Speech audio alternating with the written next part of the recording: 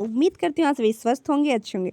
तो आपके आज की क्लास में मैं आपके साथ यूपी पुलिस से पूछे जाने वाले जितने भी हाई लेवल के क्वेश्चन है और साथ ही साथ लो लेवल के क्वेश्चन है, वो सभी को आज मैं एक साथ आपको इस वीडियो में बताने जा रही हूँ फ्रेंड। इसलिए वीडियो को बिना स्किप किए पूरा देखिएगा और वीडियो पसंद आए तो प्लीज़ मेरे वीडियो को लाइक, मेरे चैनल को सब्सक्राइब करना कतई ना भूलें। वैसे मुझे जहाँ तक उम्मीद है तो प्रश्नों का जो लेवल है वो बहुत ज़्यादा हाई भी है और थोड़ा सा कुछ क्वेश्चन ऐसे हैं जो एग्जाम में कई बार रिपीटेड होते हैं, उनको ही मैं यहाँ बता रही हूँ, तो वीडियो मेरा आपको पसंद जरूर आएगा। तो प्लीज़ फ्रेंड, अगर आपको मेरी वीडियो पसंद आए तो मेरी वीडियो को लाइक करना कतई ना भूलें। तो पहला प्रश्न आपकी स्क्रीन पर है, भारत में काली मिट्टी को कौन सा स्थानीय नाम से जाना जाता है? भारत में जो काली मिट्टी है उसे स्थानीय बोलचाल की भाषा में कौन सी मिट्टी कहते हैं? तो उसे रेगुर मिट्टी कहते हैं। कौन सी मिट्टी कहते हैं? रेगुर मिट्टी कहते हैं। नेक्स्ट प्रश्न की तरफ बढ़ते हैं, बेसाल चट्टानों को टूटने फूटने से किस मिट्टी का निर्माण होता है? बेसाल चट्टानों के टूटने फूटने से किस मिट्टी का निर्माण होता है? तो काली मिट्टी का निर्माण होता है। नेक्स्ट प्रश्न फ्रेंड, नीली क्रांति का संबंध किससे है?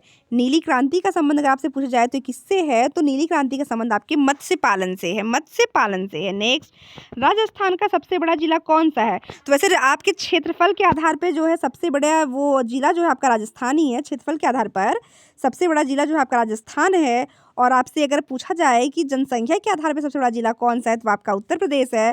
तो राजस्थान का सबसे बड़ा जिला कौन सा है? तो वह है आपका जैसलमेर, वह है आपका जैसलमेर। एग्जाम में फ्रेंड आप प्रश्न को जो है 2 बार जरूर पढ़िएगा ताकि एग्जाम में प्रश्न आपसे क्या पूछ रहा है ये चीज़ अच्छे से क्लियर हो सके। नेक्स्ट प्रश्न की तरफ बढ़ते हैं फ्रेंड। नेक्स्ट प्रश्न आपकी स्क्रीन पर जो है वो आपसे पूछती है, इकलौती ऐसी जलधारा कौन सी है? इकलौती, ध्यान दीजिएगा, इकलौती ऐसी जलधारा कौन सी है जो अटलांटिक महासागर में ही प्रवाहित होती है? जैसे आप फटाफट क्वेश्चन पढ़ लिया कि अटलांटिक महासागर में प्रवाहित होने वाली जलधारा, तो गलत कर सकते हैं, इसलिए ध्यान से पढ़िए प्रश्न को। इकलौती ऐसी जलधारा कौन सी है जो अटलांटिक महासागर में प्रवेश करती है, प्रवाहित होती, तो वह है आपका सुसीमा धारा, सुसीमा धारा। नेक्स्ट प्रश्न की तरफ बढ़ते हैं फ्रेंड। नेक्स्ट प्रश्न की तरफ बढ़ते हैं फ्रेंड्स। नेक्स्ट प्रश्न आपकी स्क्रीन पर, उद्योगों का आधार या धुरी उद्योगी की संख्या किस उद्योग को दी गई है?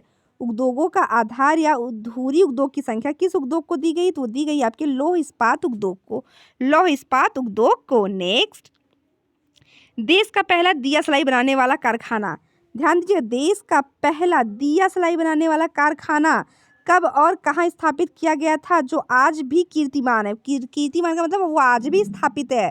तो देश का पहला दिया सलाई बनाने वाला कारखाना जो आज भी स्थापित है वो कहाँ पे है? तो वह आपके अहमदाबाद में, और इसकी स्थापना जब हुई थी वो था सन आपका 1921।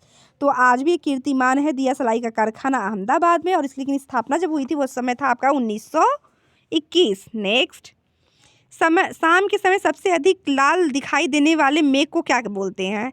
शाम के समय सबसे अधिक लाल दिखाई देने वाले मेघ को क्या बोलते हैं? तो वो होता है आपका पच्छाब, वो होता है आपका पच्छाब। नेक्स्ट, सबसे अधिक लंबा रेलवे प्रखंड भारत में कौन सा है? सबसे अधिक लंबा रेलवे प्रखंड भारत में कौन सा है?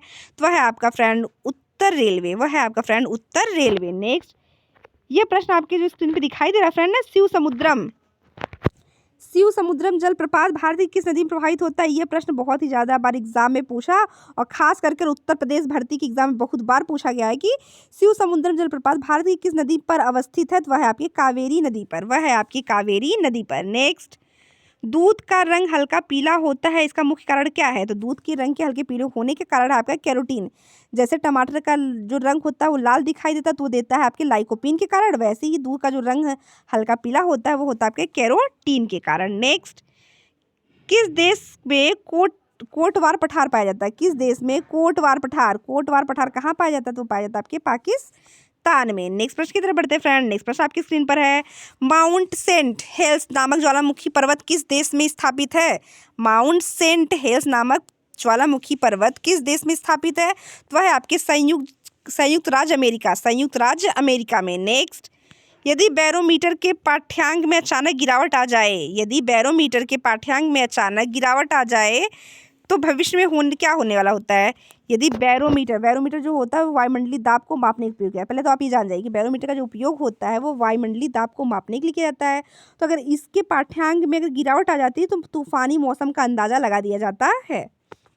नेक्स्ट होता है फ्रेंड आपसे प्रश्न स्क्रीन पर, यूपी की सबसे लंबी नहर का नाम क्या है? तो यह प्रश्न आपके एग्जाम में बहुत ही बार रिपीटेड और खास करके भी आपके होने वाले यूपीपी कांस्टेबल के एग्जाम जरूर से जरूर पूछा जा सकता है कि यूपी की सबसे लंबी नहर कौन सी? तो वह है आपकी शारदा नहर, वह है आपकी शारदा नहर। नेक्स्ट, पेंगुइन क्या है और ये कहाँ पाई जाती है? पेंगुइन क्या है? पेंगुइन क्या है? तो ये एक चिड़िया है जो आपके अंटार्कटिका में पाई जाती है। जो कहाँ पाई जाती है? ये पाई जाती है आपके अंटार्कटिका में। नेक्स्ट, भारत की सबसे पुरानी पर्वतमाला कौन सी है? मोस्ट इंपॉर्टेंट प्रश्न और एग्जाम में रिपीटेड प्रश्न होने वाले हैं। ये एग्जाम में छपने वाला प्रश्न फिर से है कि भारत की सबसे पुरानी पर्वतमाला कौन सी है? तो वह है आपकी अरावली पर्वतमाला। अरावली पर्वतमाला। नेक्स्ट, विश्व प्रसिद्ध सुंदरवन का डेल्टा कौन सी नदी पर बनती है फ्रेंड? तो विश्व प्रसिद्ध सुंदरवन के डेल्टा की अगर बात करें तो ये आपकी गंगा और ब्रह्मपुत्र नदी पे बनती है। कौन सी नदी बनती है? गंगा और ब्रह्मपुत्र नदी पर बनती है। नेक्स्ट, नाथुला दर्रा किस राज्य में पाया जाता है? नाथुला दर्रे की अगर बात करें तो ये आपके सिक्किम राज्य में पाया जाता है। नाथुला दर्रा किस राज्य में पाया जाता है? तो ये पाया जाता है आपके सिक्किम राज्य में। नेक्स्ट, भारत में पाए जाने वाला इकलौता शीत मरुस्थल, ध्यान दीजिए फिर से, भारत में पाए जाने वाला इकलौता शीत मरुस्थल कौन सा है? तो वह है आपका लद्दाख। भारत में पाए जाने वाला इकलौता शीत मरुस्थल की बात करें तो कहाँ पाया जाता है? वो पाया जाता है आपके लद्दाख में। नेक्स्ट, तिब्बत में बहने वाले सांगपो नदी भारत में कहाँ प्रवेश करती है? तिब्बत में बहने वाली सांगपो नदी भारत में कहाँ प्रवेश करती है? तो ये आपके अरुणाचल प्रदेश में प्रवेश करती है। तिब्बत में बहने वाली सांगपो नदी भारत में कहाँ से प्रवेश करती है? तो ये करती है आपके अरुणाचल प्रदेश से। नेक्स्ट, जोजिला और बुर्जिला दर्रे भारत के किस राज्य में पाए जाते हैं? जोजिला और बुर्जिला दर्रे भारत के किस राज्य में पाए जाते हैं? तो पाए जाते हैं जम्मू और कश्मीर में। जम्मू और कश्मीर में। नेक्स्ट, उस काल्पनिक रेखा का नाम बताइए। उस काल्पनिक रेखा का नाम बताइए जो पृथ्वी को दो बराबर भागों में बांटती है। ध्यान दीजिए, उस काल्पनिक रेखा का नाम बताइए जो पृथ्वी को दो बराबर भागों में बांटती है। ये आपकी पृथ्वी है, इसको दो बराबर भागों में बांटने वाली रेखा को आप क्या कहते हैं? इसको आप कहते हैं भूमध्य रेखा। कौन सी रेखा? भूमध्य रेखा। नेक्स्ट प्रश्न आपकी स्क्रीन पर है फ्रेंड, वो आपसे पूछता है उड़ीसा का शोक किस नदी के नाम से कुख्यात नदी का नाम क्या है? उड़ीसा का शोक के नाम से कुख्यात नदी का नाम क्या है? तो वह है आपका माही नदी। नेक्स्ट, महात्मा बुद्ध जी को ज्ञान की प्राप्ति किस स्थान पर हुई थी? तो आप सभी का उत्तर है महात्मा बुद्ध जी को ज्ञान की प्राप्ति बोध गया नामक वृक्ष के नीचे हुई थी। नेक्स्ट, महात्मा बुद्ध द्वारा कहाँ पर अपना पहला उपदेश दिया गया था? तो महात्मा बुद्ध जी के द्वारा अपना पहला उपदेश आपके सारनाथ वाराणसी में दिया गया था। नेक्स्ट, भारत की पहली महिला शासिका कौन थी? भारत की पहली महिला शासिका एग्जाम में कई बार प्रश्न ये भी पूछा गया है कि भारत की प्रथम महिला शासिका कौन थी? वह थी आपकी रजिया सुल्तान। नेक्स्ट,